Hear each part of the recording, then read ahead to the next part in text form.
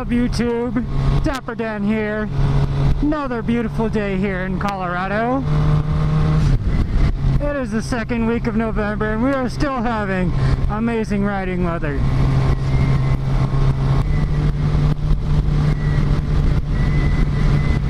Today I'm going to be talking about me possibly getting a dual sport / supermoto.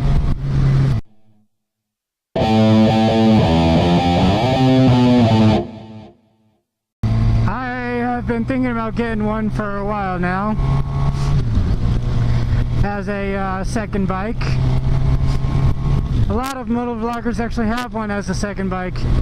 You got Chase on 2 wheels, you got Motonocity, you got Cycle Cruiser has one, and Yummy R6 has one, so a lot of motovloggers actually have one as a second bike.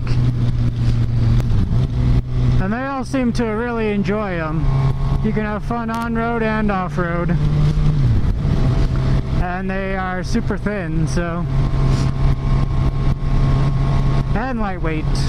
One good thing about them, since they are super lightweight, and they got a lot of torque for some reason, even though they don't have the best motors, they have a lot of torque.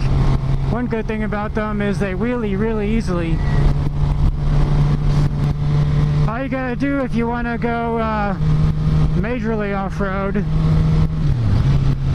like some jumps and stuff, or if you're going into sand, all you gotta do is just change the tires and you're good to go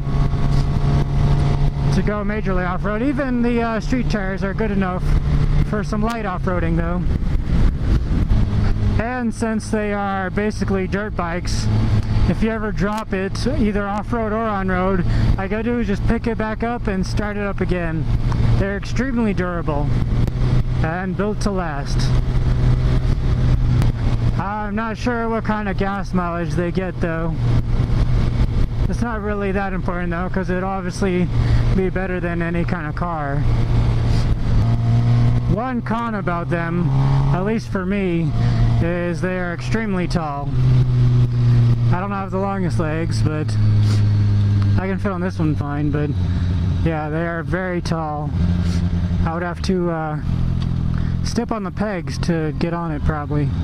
And another con about them is, since they there's not much fairings on them, at least where the engine is, they do get really hot really easily. They don't have quite good enough cooling.